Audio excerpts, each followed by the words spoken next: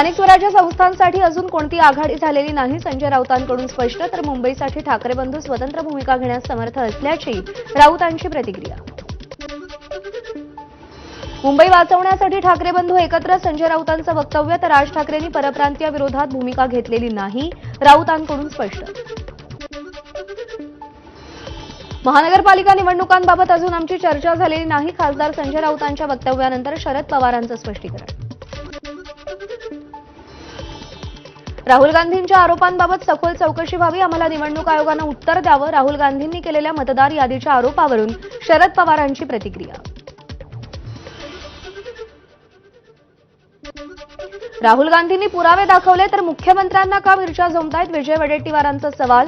तुम्ही निवडणूक आयोगासोबत हातमिळवणी केलीये, वडेट्टीवारांचा आरोप.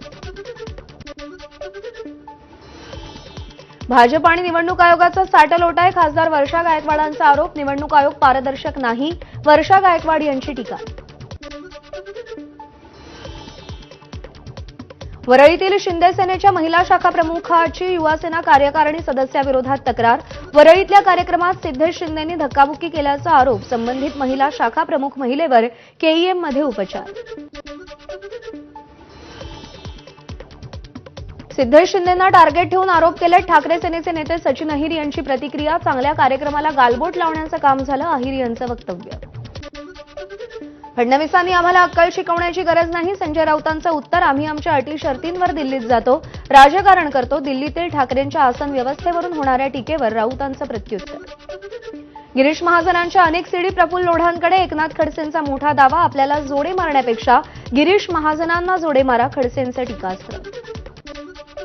खासदार विशाल पाटलांचे खंदे समर्थक माजी नगरसेवक मनोज सरगर सोमवारी भाजपत प्रवेश करणार.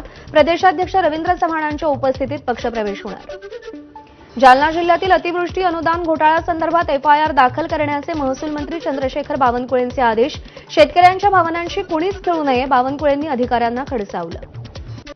धाराशिव शहरातील पाणी आणि रस्त्यांचा प्रश्न मार्गी लागणार. 334 कोटींच्या निधीला मंजुरी. तेरणा आणि रुईभर इथल्या प्रकल्पातून अमृत योजनेअंतर्गत पाणीपुरवठा योजना राबवण्यात येणार.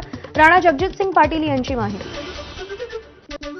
राज्यभरातील तब्बल 24 लाख लाडक्या बहिणींची घरोघरी जाऊन चौकशी केली जाणार. वेगवेगळ्या निकषांच्या आधारे लाभार्थी महिलांचे अर्ज आणि पात्रता तपासली जाणार. ऑगस्ट क्रांती दिनानिमित्त मुंबईमध्ये अभिवादन पदयात्रा. काँग्रेस प्रदेशाध्यक्ष हर्षवर्धन सपकाळ उपस्थित. महत्त्वाच्या बातम्या पाहिल्या.